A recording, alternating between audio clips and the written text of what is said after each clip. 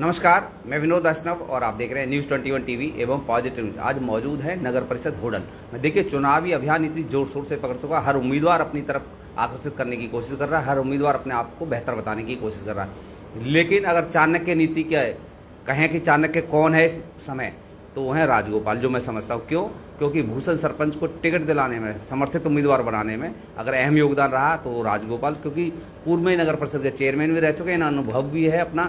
इनसे हम सीधे तौर पर जानेंगे कि इनका उम्मीदवार क्यों बेहतर है, इन्होंने उनके लिए क्यों दिन रात एक किया हुआ है, क्यों प्रदेश अध्यक्ष को साथ ले आए। देखिए, पहले सभी दर्शकों को नमस्कार बोलता हूँ। जो आपने बोला, हमारे पिताजी 22 साल का अनुभव है पार्टी के साथ। 2005 में वो हमारे कांग्रेस पार्टी के ब्लॉक अध्यक्ष भी रहे हैं। वो अपने समय में सरपंच भी रहे हैं, जब पहले गांव बेड़ापट्टी हुआ करता था ये। अब ये होडल नगर परिषद के अंदर शामिल है। जब पिछली बार ये शामिल हुआ था तो इनकी पार्षद रही थी। तो बृजभूषण की जो एक छवि है, एक साफ छवि है, स्वच्छ छवि है। वो हमेशा बहुत मेहनती, एक अपने आप को बोलते हैं कर्मठ कार्यकर्ता, और हमेशा समाज को एकजुट करने का हमेशा उनका प्रयास रहा है। उनकी मैं एक विशेषता बताऊंगा। बड़े बड़े नेता जिन समझौतों, अगर हमारे समाज में कोई झगड़े हो जाते हैं, नहीं करा पाते जिनका, तो बृजभूषण उसमें बहुत अच्छे तरीके से उसमें कामयाब होते हैं और समाज में एकता बनाने का हमेशा प्रयास करते हैं। अगर अब दूसरे कैंडिडेटों की अगर हम तुलना करें तो बहुत सारे कैंडिडेट इसमें जैसे सामने हैं हमारे, हम भारतीय जनता पार्टी के लखनलाल जी हैं, ये भी हमारे पहले साथी रहे थे। लेकिन ये दावा करते हैं कि अगर मैं सबसे ईमानदार कैंडिडेट हूँ और अगर कोई साबित कर दे तो मैं अभी छोड़ दूंगा।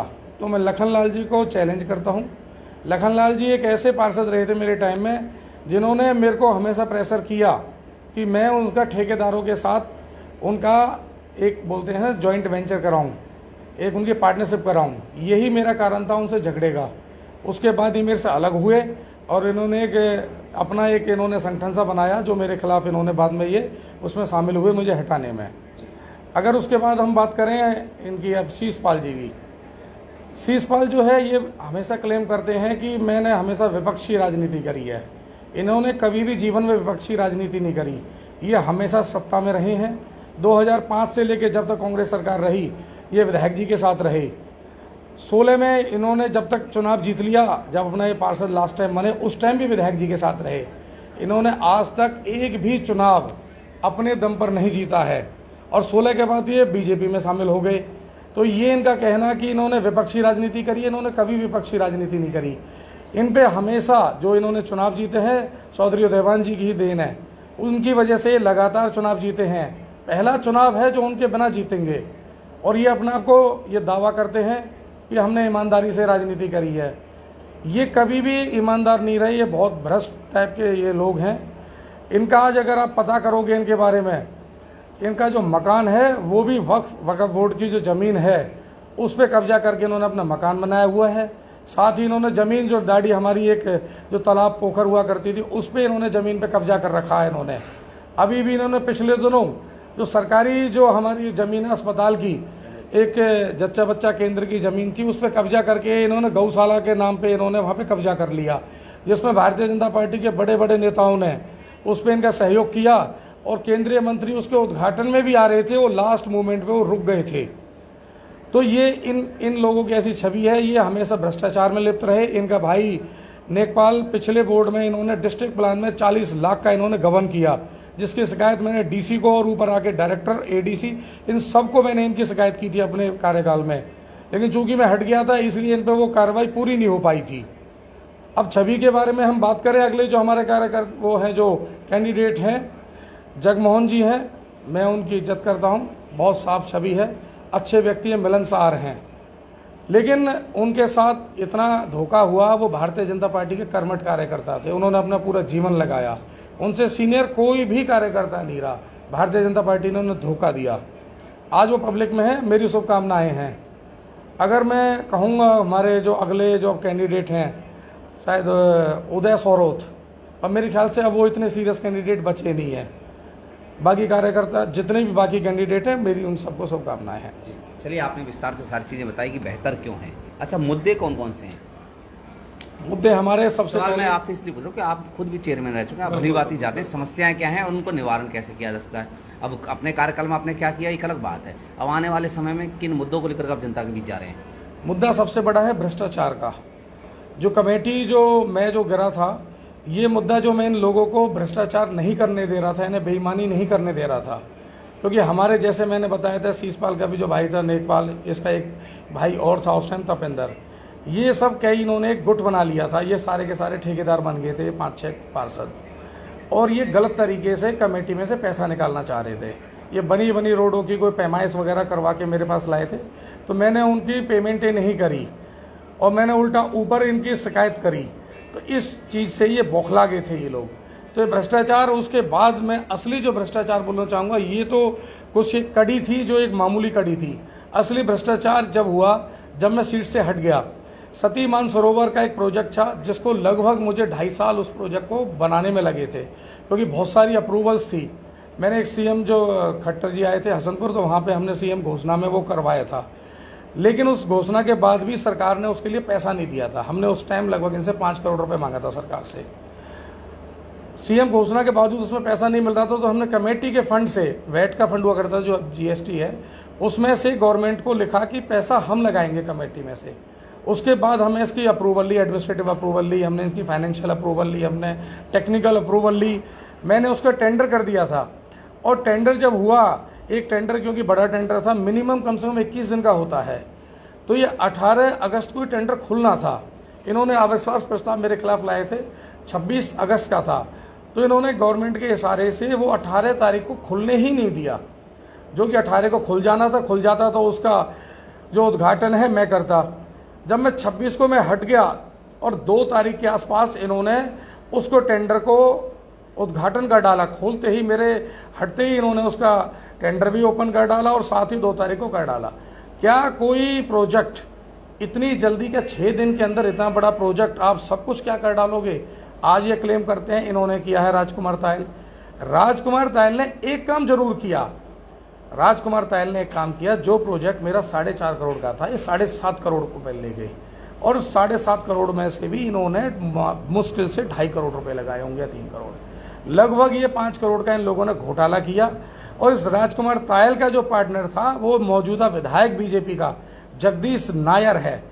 ये लोग इतने भ्रष्ट हैं, इन्होंने सती मानसरोवर में से भी पैसा नहीं छोड़ा। उसके बाद इन्होंने आज करोड़ों रुपए सफाई के नाम पे, ये लगभग हर महीने 30-35 लाख रुपए हर महीने सफाई के नाम पे निकालते हैं। आप खुद जाइए मौके पे होटल में, देखिए कहाँ सफाई है। क्या हर महीने 30-35 लाख रुपए निकाले जा रहे हैं इस सफाई के लिए? इतना भयंकर इन लोगों ने मिल के, जगदीश नायर ने, राजकुमार तायल ने, और मैं कहूँगा भारतीय जनता पार्टी, पूरी पार्टी का इन लोगों को हाथ रहा है। क्योंकि हाथ इसलिए मैं कह रहा हूँ, राजकुमार तायल वाइस प्रेसिडेंट था और ये सीट रिजर्व कैटेगरी के लिए थी, प्रेसिडेंट। और जब मैं हटा तो 6 महीने के अंदर आपको चुनाव कराना, लास्ट टाइम होता है 6 महीने, उसमें चुनाव आपको कराना होता है। इस सरकार ने वो चुनाव ही नहीं कराया 2 साल तक। एक रिजर्व सीट पे इन्होंने जनरल कैटेगरी से कैंडिडेट को रखा केवल भ्रष्टाचार करने के लिए। तो ये सरकार भी, मैं कह रहा हूँ, सरकार पूरी तरह लिप्त रही है, भारतीय जनता पार्टी, यहाँ का लोकल विधायक जगदीश नायर और राजकुमार तायल। तो इसलिए मैं कहता हूँ भ्रष्टाचार सबसे बड़ा मुद्दा इस कमेटी के बीच में रहेगा। बाकी हाँ, डेवलपमेंट का जो मैंने जो एक मिशन चलाया था इस शहर के अंदर, मैंने सभी पार्षदों को इकट्ठा किया था। एक पहली बार मेरी योजना रही थी, 21 के 21 पार्षदों को मैंने इकट्ठा किया था जब मैं बना था। मैंने उनसे कहा था, भाई आप जिस मर्जी पार्टी से बन के आए हो, लेकिन आप लोगों को शहर के लोगों ने चुना है, आपके वार्ड के लोगों ने चुना है, आप सबके प्रतिनिधि हो। आप ये ना सोचें कि इस आदमी ने मुझे वोट नहीं दी मेरे वार्ड में तो मैं उसके यहाँ ये काम नहीं कराऊंगा। आप इस सब को भूल के सब मिल के काम करें। और मैंने एक बहुत अच्छी शुरुआत की थी शहर के अंदर, 21 वार्डों में एक ही दिन में मैंने सब जगह विकास कार्य कराए। अच्छा राजपाल जी, आप पे भी एक आरोप है, बड़ा गंभीर आरोप लगाया विधायक जी ने और अन्य पार्टियों ने भी कहा है कि जब तक ये रहे चेयरपर्सन, आप लोगों ने धुआंधार भ्रष्टाचार फैलाया, आपने कुछ गबन किया, इस तरीके के लोग, जैसे आपने कहा ऐसे उन लोगों ने भी कहा है सीधे तौर पर, लेकिन पॉजिटिव ना आपकी बातों को समर्थन करता है, उनकी बातों को समर्थन करता है। तो मतलब कहीं ना कहीं आप पर भी भ्रष्टाचार का आरोप वो लगा रहे हैं, आप उन पर लगा रहे हैं। कौन है आखिरकार भ्रष्टाचारी? 2.5 साल से सरकार है इनकी, जो है विधायक जगदीश नायर, मैंने भ्रष्टाचार किया है तो क्यों नहीं, बैठे? उन्होंने ये कहा है कि हमने नरमी बरती है, नहीं तो हमारा शुक्र अदा करना चाहिए कि हमने उन पर नरमी बरती है, उन पर कोई नरमी? हाँ, जितनी उनकी बस की हो, जो वो निकाल सकते हैं वो करें। और मैं उन्हें कह रहा हूँ, अब हमारी जब सरकार आएगी, अपने आप को तैयार रख लेना। जो आप लोगों ने भ्रष्टाचार किए हैं, आपके सारे भ्रष्टाचार उजागर किए जाएंगे, आपके खिलाफ मुकदमे दर्ज होंगे, आप लोगों को जेलों में भेजा जाएगा। जी, चलिए ठीक है। कोई अपील करना चाहेंगे अंत में कि भूषण सरपंच के लिए किस तरीके से वोट आपकी अपील करना चाहते हैं? मैं और एक सवाल और, ये कांग्रेसियों का कुर्सी का क्या जोड़ है? मतलब कुर्सी सिंबल चाहिए, कुर्सी बैठने के लिए चाहिए, कुर्सी पे हमेशा रहना है? ये केवल कांग्रेसियों का थोड़ी है, तो सभी पार्टियों का है। नहीं, कुर्सी सिंबल है आपका, मैं इसलिए कह रहा हूँ आपसे। वो कुर्सी तो सिंबल मिला है, लेकिन कुर्सी तो सभी पार्टियों को चाहिए। जी। किस पार्टी को नहीं चाहिए? बिना कुर्सी के कौन सत्ता पे बैठेगा? चाहे भारतीय जनता पार्टी हो, चाहे कांग्रेस हो, कोई भी पार्टी हो, कुर्सी की लड़ाई तो सभी पार्टियों के लिए अपील है। करना चाहेंगे आप? अपील मेरी अपने शहरवासियों से सबसे ये अपील है, जो अधूरे जो काम रह गए थे, मैं सबसे अपील करता हूँ। आप लोगों ने देखा था वो दौर, लेकिन इन लोगों ने मिलकर, इन भ्रष्टाचारियों ने किस तरीके से हटाया था। मैं आप लोगों से निवेदन करता हूँ हाथ जोड़ के कि आप लोग बृजभूषण को मजबूती से एक शक्ति प्रदान करें, उसे इस लायक बनाएं अपनी वोट के द्वारा।